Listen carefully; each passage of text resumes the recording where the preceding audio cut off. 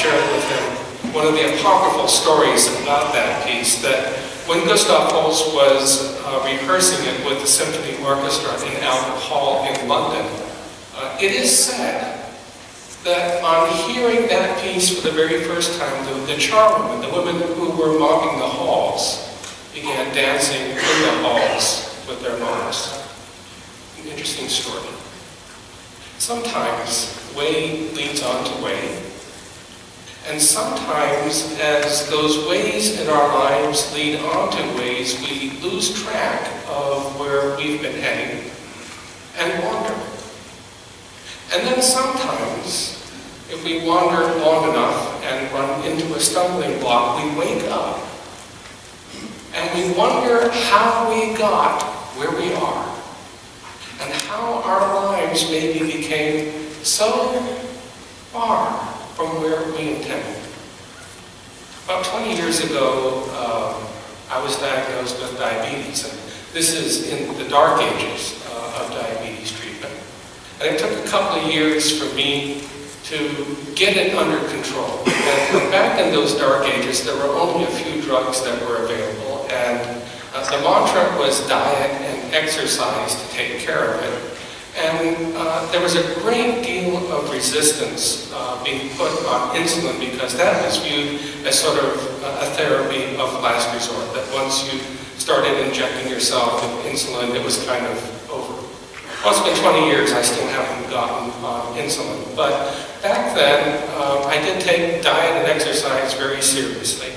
And as I got more control, I decided that it would be a good idea if I just sort of took a step back in life and maybe enrolled in a culinary arts program to learn how to cook in ways that are more healthy.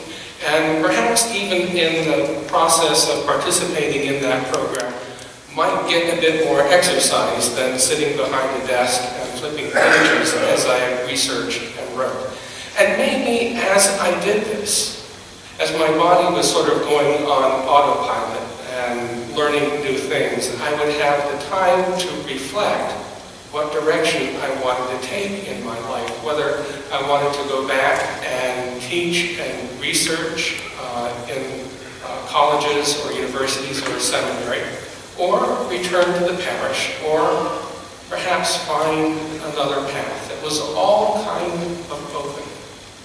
And as I usually do, I threw myself into the culinary arts program whole hog. I don't do anything by half measures. I decided that I was not going to take my credentials and who I was and wear them on my sleeve, but just be who I was and be in that moment and start at the very bottom and learn from there and start rising up. Turned out that as I began that program, I had some gifts and abilities that other students did not have. First of all, I was already fluent in French. So those of you who know something about classical cuisine know that there's a lot of French terms. For me, those were all like they were in English. So I immediately understood what the whole sort of macro sense and the underlying principles of cooking were all about. Second, I had grown up in Britain in the 1960s and the 1970s. And those of you who are familiar with Britain in that time or before know that English cooking is utterly atrocious. Everything is sort of put in water and boiled to death and then strained out, and you get the mush. All the good ingredients and the vitamins are in the water that gets thrown out. So back in those days, if you wanted to eat well in Britain, you ate French. So I knew what classical cuisine was supposed to look like and was supposed to taste like, where the other students did not. The other thing that I brought to the culinary arts program was the beginning of my undergraduate career. I did not start out in theology or philosophy or history. I actually started out in biochemistry. And I had organic chemistry. And I recognized that cooking is nothing more than creatively applied organic chemistry. And the trick of cooking isn't so much learning how to start the process, it's knowing when to stop it and when the food is perfect. So putting all those things together, plus my drive wasn't surprising that I began to rise in the program as one of the stars, and the instructors began spending more time with me than with the other students. I actually graduated Student of the Year in the year I graduated, was immediately offered a job as an instructor at the college on graduation. 6 weeks later, I was headhunted as an executive chef in one of the more recognizable private clubs in the Seattle area. And just kind of one thing led to another, and it was a very heady experience being in the food business at that level, competing with chefs who are nationally known around the country. I began carving out a sort of a name for myself for working with organic food and free-range food, as well as wild game and wild fish. And I got so busy, I stopped going to the market. The market started coming to me, exotic ingredients started coming to me, and gradually I found that my entire world revolved around a small, whitewashed, windowless box that we call the kitchen. And that was kind of it. And on the outside, it looked like it was very successful because I was able to take the business of that club, at least for dinner service, from $1.6 million a year in sales to $2.5 million. So on the surface, extremely successful. Inside, not so much. Inside, what was going on inside was diametrically opposite to what was happening on the outside. Because my world was defined by that box called the kitchen, and I hardly ever got out of it, it meant that I hardly ever interacted with people in the ordinary, everyday, outside world. And the people who had access to that kitchen were not exactly the sharpest knives in the drawer. Working in a professional kitchen is not something that a lot of intelligent people aspire to, and the great kitchens where there are intelligent, inspired, and passionate chefs are very, very few and far between, and the folks who work with them, who have those skills, are as rare as well. So I was working with a really kind of a motley crew, and they all had issues of one sort. Some of them were very definitely driven by substance abuse, and that's another reality in the professional kitchen. And as I began to sort of get deeper into this world, I began to realize that I had become the captain of an unlikely group of landlocked pirates, and that slowly I was becoming like them. And my own morality and my own sense of self and my own soul was beginning to mirror what they were. Summer of 2000, we went on vacation. Southern California, Thelma has a brother there. He lives in Anaheim, and you know what that means when you have a teenage daughter. That means every single park in Southern California is on the itinerary. I managed to persuade the family that we needed at least one day of culturally redeeming value. And we found ourselves one afternoon down in San Diego at Balboa Park, going from art museum to art museum. And it's really incredible if you ever get to Balboa Park, what they have in those museums. There's one little tiny museum that's a legacy of two spinster sisters that is totally open, free to the public, and they've got a Rembrandt in it, right there shining in the middle of it. It's just incredible. In between walking between museums, I sat down in an amphitheater. It turned out to be the Spreckles Organ Pavilion, which is an open-air organ. And someone started playing Bach. And I froze. It was almost as though a husk had been ripped off of my heart. And all of a sudden, I remembered who I was and what I'm supposed to be doing with my life. And I started asking myself, what on earth are you doing in a professional kitchen in this little tiny box, wasting your gifts of transformation and making a difference in people just cooking fancy food? What on earth are you doing? And I have to admit that I sat there for about 5 minutes without moving, utterly slack-jawed at that realization. Remembering who I was. And I learned a very valuable lesson that afternoon. That yes, sometimes way leads on to way. And sometimes you lose your way. And sometimes people may even carry you off of your way, unbeknownst to you, and take you to a place where you do not belong. And what do you do when you find yourself there? How do you get back? Our lesson today in Luke, I think, reflects one of those moments, especially for the people who were living there in Nazareth. If your Protestant upbringing was anything like mine, those of you who are my age and older know a lot about the Bible. You know a lot about ancient Israelite history. You know about Genesis. You know about Exodus. You know about the time of judges and kings all the way leading up to the Babylonian exile. But let's be honest.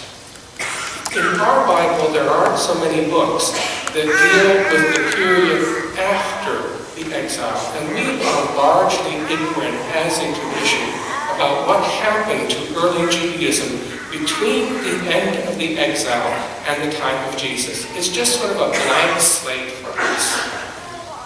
But here's what really happened. In the exile, Judaism was born. It was born out of the pain of being ripped out of their homeland and the destruction of the temple, and the question of what's next? And the answer was Judaism. And when the exile was over, those Jews went home, they rebuilt the temple, and because they were largely on the periphery of the Persian Empire, they were left alone. But empires rise, and empires fall. And different people come in with new empires and new armies and new ideas. And Alexander the Great came through and brought Greek culture. And when he died, his generals took over the rest of his empire. And the section that Palestine is in was the section that the Seleucids took over, and they aggressively pursued the program of Hellenization, of making all culture Greek-speaking and Greek-practicing. The Jews resisted, and it got more and more oppressive. The Seleucids were succeeded by the Parthians. Same thing. Finally, they weakened, and in about 160 AD, Judas Maccabeus led a revolt that created an independent Jewish kingdom for about 100 years. And it ended about 60 years before the birth of Jesus, when the Romans came and started imposing their rule. And they deposed the Jewish Hasmoneans and installed the Herodians as king. And then it started all over again, only even more oppressively. And as I said last week, whenever there was a revolt, it was put down savagely. By the time that we get to Jesus' adulthood, and he goes into Nazareth, and he picks up those words of Isaiah, the people he is speaking to are utterly numb. They have forgotten who they are and what their purpose is as a people, because all they can do is worry about what they are going to eat for that day and where they are going to sleep for that night. And will it be safe? When you are in the mode of survival, that is all that preoccupies you, and Jesus begins to read these texts of restoration from exile, these texts that speak of a year when God will restore and heal, when the lame will walk, when the blind will see, when the deaf will hear. All of a sudden, it's like one of those Balboa Park moments. Those words jog the memory. And as Jesus sits down, there is utter slack-jawed silence as those words trigger the memory of who they are and who they are supposed to be. And I don't think it's just the people of Jesus' time who get sidetracked. I think we do as well. And I think of the great tradition that this church is part of. Go back 199 years, 1817 in Prussia. And a decision to bring Lutheran and Calvinist churches together in the Evangelical Union, the Evangelical Church of the Prussian Union. An attempt after the devastation of the Napoleonic Wars in Europe to bring people together who have profoundly different points of view. And it works. And those people come here in the 1830s and in the 1840s, and our church, St. Paul, is a part of that movement. And 20 years later, it was tested as civil war raged across this country, with this community and its sister churches straddling both north and south and holding to this understanding of essential unity in the midst of our differences. It is amazing that in that conflict, this tradition managed to stay whole and stay together because it focused on its core values. And then 20 years after that, when the country is engaging in reconstruction and some reconciliation, and when these churches emerge from a consciousness of being sort of mission churches on the frontier to establish churches that can engage in mission in their own right, what do they do? Look at the 1880s. Deaconess sisters. A commitment to health care for people who do not have access or cannot afford it. The Emmaus homes. When the seminary buildings in Marthasville are vacated, they are turned into a home for those who have disabilities so they can be taken care of. The Hoyleton home for orphans. We looked around us. We gathered the strength of our diversity to a unity of purpose, and we focused on those people around us who were vulnerable. And we moved mountains to address the needs. And those things continue. The Deaconess Sisters is now the Deaconess Foundation. Hoyleton still exists, Emmaus Home still exists. But I think in many ways what we did is we anticipated 80 to 60 years before the 1960s in the Building Society where we were going as a nation. And maybe in the 1960s, as federal money became available for these institutions, we let go. We said maybe mission accomplished. Racism was being dealt with affirmative action and voting rights. Our agencies were being supported by funding from the federal government. What more was there to do? And I think we went to sleep. We forgot who we are because our mission had been accomplished. Have you noticed the conversation recently over the past couple of years?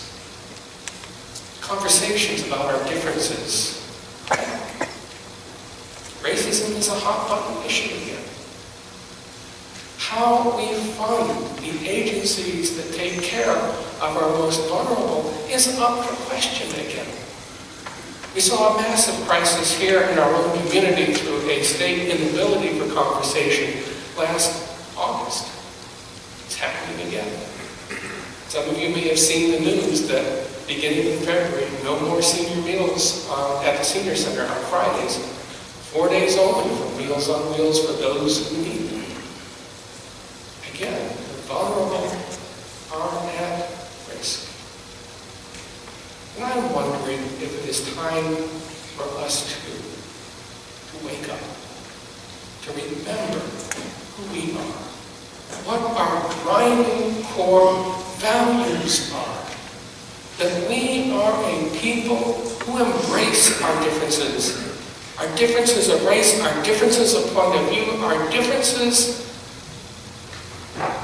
in ability, and find a unity of purpose. And seek out where those are vulnerable and truly make the difference.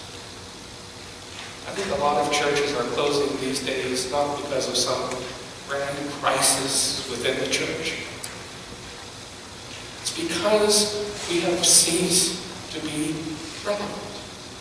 Because we have forgotten who we are. I am convinced that we remember who we are and truly re-embrace our core values. We will become once again an incredibly relevant and vibrant and vital community that leads a new way for caring for our neighbors again. It may be painful that husk be ripped off our hearts, but it is also profoundly liberating and life-giving. May God bless us as we continue in our conversations amongst ourselves and with our community, or where we need to step up